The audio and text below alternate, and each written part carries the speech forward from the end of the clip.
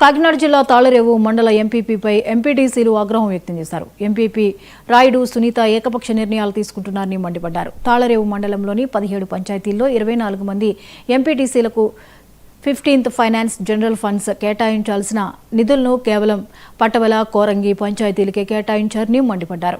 MPP పనితీరుకు నిరసనగా MPTC సభ్యులు మండల పరిషత్ సర్వసభ్య సమావేశాన్ని బహిష్కరించారు.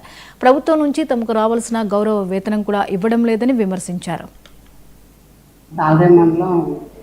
ఎంపీటీసీలు అందరం ఎందుకంటే ఈరోజు మాకు సర్వసభ్య సమావేశం కార్యక్రమానికి మాకు గత వారం రోజుల క్రితం మాకు ఎజెండా పంపించడం జరిగిందండి.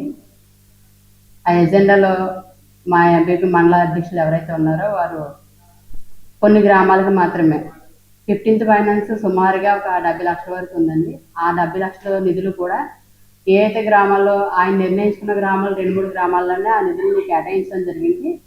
మా ఎంపీటీసీలు 24 మంది ఎంపీటీసీలు కూడా నిర్ణయాలు ఏది కూడా తీసుకోలేదు.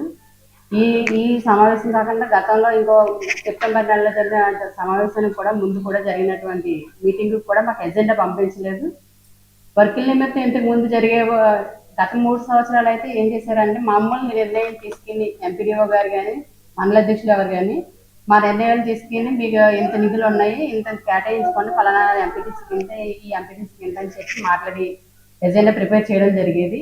ఇప్పుడు అలా జరగలేదండి. 2-3 సమావేశాల నుంచి మాకు అలా జరగలేదు. అనే ఇష్టానుసారంగా ఏ గ్రామాలకైతే పెడుతున్నారో ఆ గ్రామాల్లోనే నిధులు కేటాయించి చేయడం జరిగింది. కోరంగి గ్రామానికి ఏమో 12 లక్షల రూపాయలు మరియు మండల పరిషత్ ఆవరణలో ఉన్న రోడ్లకి సుమారుగా 11 లక్షలు కేటాయించడం జరిగింది. ఇవన్నీ కూడా మా ఎంపీటీసీ పరిధిలో ఉన్న గ్రామాలకి అభివృద్ధి చేసుకునే నిధులు ఇలాగ వన్ సైడ్గా చేయడం కరెక్ట్ కాదనేది మా అందరి యొక్క నిర్ణయం.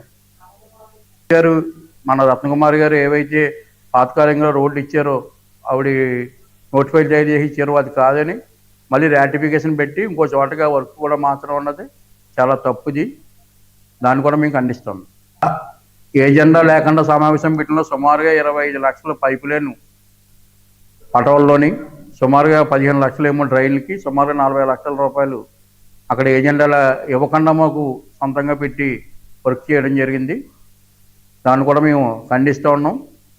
మాకు రావాల్సిన మండల పరిషత్ ద్వారా రావాల్సిన ఫండ్స్ అన్ని